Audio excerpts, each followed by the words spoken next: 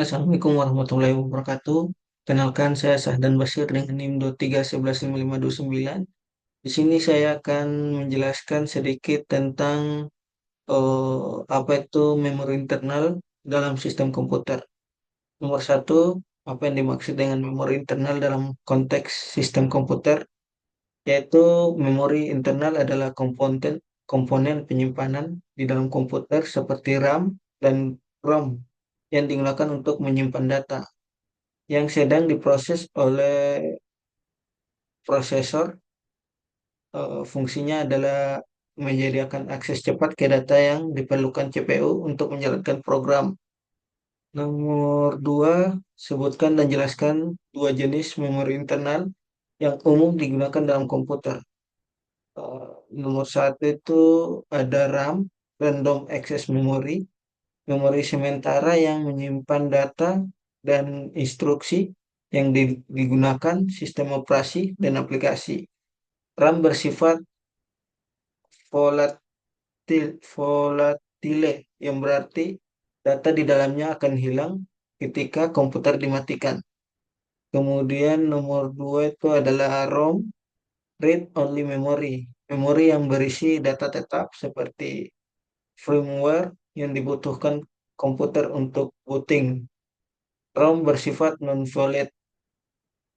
Ketiga, mengapa kapasitas memori internal sangat penting bagi kinerja komputer?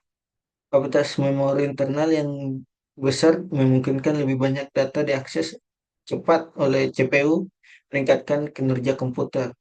Jika kapasitas memori kurang, sistem menggunakan virtual memory yang lebih lambat yang dapat memperlambat performa komputer. Contohnya adalah jika kapasitas RAM kecil, komputer akan menjadi lambat saat menjalankan aplikasi berat atau multitasking. Kemudian nomor 4, jelaskan bagaimana proses penyimpanan data terjadi di dalam memori internal saat sebuah program dijalankan.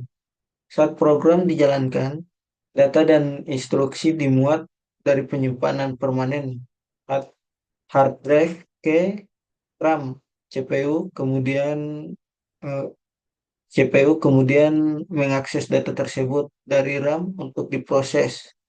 Proses ini terjadi secara dinamis dengan data yang tidak lagi digunakan dilepas atau diganti di RAM.